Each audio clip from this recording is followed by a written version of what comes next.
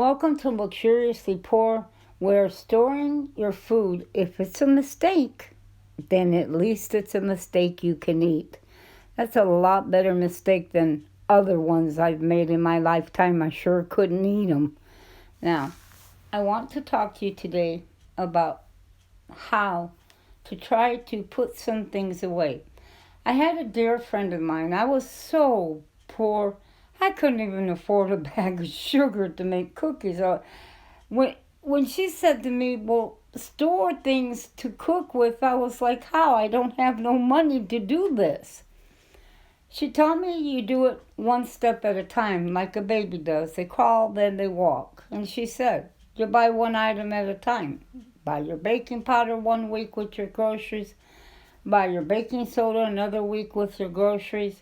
If you've got flour, she said, and she was right, you should have flour on hand. Then you go for the sugar. But you get the idea. I did a little at a time. And in doing that, I didn't have to do it all at once. And this is what you're looking at here. I want you to look. If you get to a point where you've got a pretty well stocked or stored up pantry, you don't have to go grocery shopping anymore. You just restore it. And you do it a little at a time. Now, take a look at this. 50 cents a can. Now, let's say you wanted 40 cans. I don't buy no groceries this week. 40 cans would cost me $20. Not bad for a whole week's worth of groceries, and these green beans will last, if I bought those, for 5-6 months. That's right. So, not bad to have 5-6 months worth of green beans on hand for $20. You see what I'm saying? This is how you do it. You need to have everything on hand, which requires for you to sit down and say to yourself, if I'm going to plan out 7 meals, it's going to be a repeat probably of the same 7 meals every day or every other day. You may switch them around. That's not to say that you might not buy some, chuck steak or pot roast or something different out of the ordinary, or something that you usually don't buy a lot of or very often. But you can afford to do that because you're not buying groceries anymore.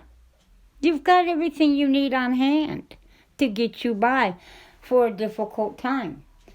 Everybody's talking about, what if we go to war? They're talking about shortages are going to get worse. I don't know what's going to happen. I know things are not going to get better. I could tell you what the Bible says, but most people are not interested in hearing what the Bible says. So, I just try to talk to people to get them to understand that it is important. You have to even have the water that you would cook with, and I mean this, to be able to prepare your meals. Look at simple things to do. And don't go for everything that's canned. Stick more with natural things, These YouTube is full of videos that I call nonsense. And I'm going to get more into that. You really need to do your research when you start preserving and putting things away. Last thing you want is you're doing something that when everything is falling apart, you can't even get to the hospital, you poison your own family because of what you're doing. So, God bless and come back.